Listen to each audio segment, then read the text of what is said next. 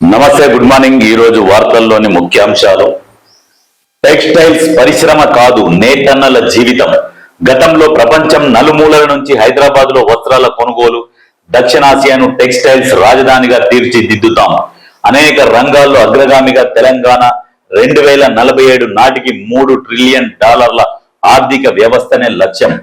పారిశ్రామికవేత్తలు తెలంగాణ రైజింగ్ లో భాగస్వాములు కావాలి. అన్ని సౌకర్యాలు కల్పించే బాధ్యత ప్రభుత్వానిది. ప్రపంచంలోనే ఫిలిం ప్రొడక్షన్ డెస్టినేషన్ గా నగరం. టెక్స్టైల్ కాన్ఫరెన్స్ లో ముఖ్యమంత్రి రేవంత్ రెడ్డి. మన వస్త్రాలు లండన్, పారిస్ ఫ్యాషన్ షోలకు వెళ్ళాలి. దక్షిణాసియా టెక్స్టైల్ రాజధానిగా తెలంగాణ అని ముఖ్యమంత్రి రేవంత్ రెడ్డి చెప్తుండు. రాష్ట్ర డిఎన్ఏలోనే వస్త్ర పరిశ్రమ ఉన్నది. సినీ పరిశ్రమకు ఫ్యాషన్ దుస్తులు రాష్ట్రం నుంచే సప్లై కావాలి. నెట్ఫ్లిక్స్, యాపిల్, ఎయిర్పోర్ట్స్ లాంటి గ్లోబల్ బ్రాండ్లకు కేర్ ఆఫ్ గా మారిందని 13వ టెక్స్కాన్ సదస్సులో సీఎం ప్రసంగం.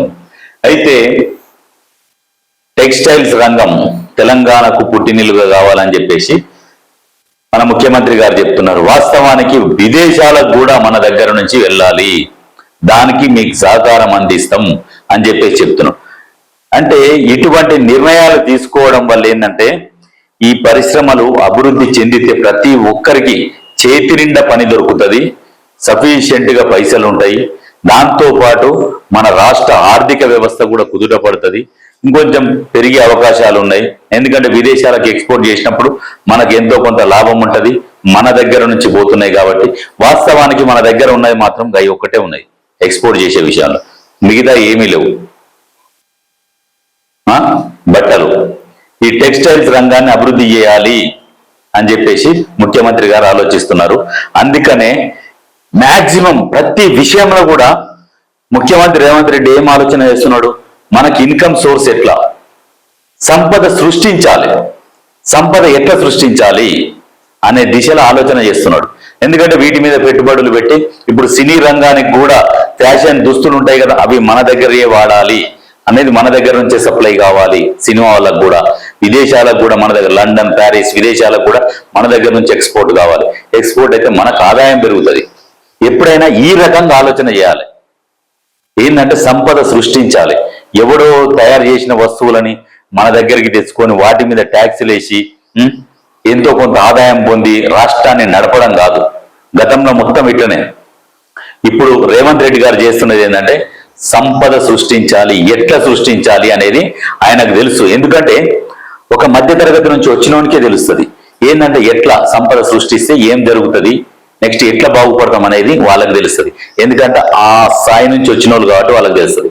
ఆ స్థాయి నుంచే వచ్చిండు రేవంత్ రెడ్డి కాబట్టి ఆయన క్లియర్గా అర్థమవుతుంది. ఎందుకంటే ప్రతి విషయంలో కూడా ఇన్వాల్వ్ అయిపోయి ఏం జరుగుతున్నది, ఏం చేయాలి, సలహాలు సూచనలు, మళ్ళీ దాని గురించి ఇంకా తెలుసుకొని ఇవన్నీ చేస్తున్నాడు. ఎందుకంటే ఎక్కడ కూడా తప్పిదాలు జరగకూడదు అనే ఆ కోణంలో ఆలోచించుకుంటే పనిచేస్తున్నాడు.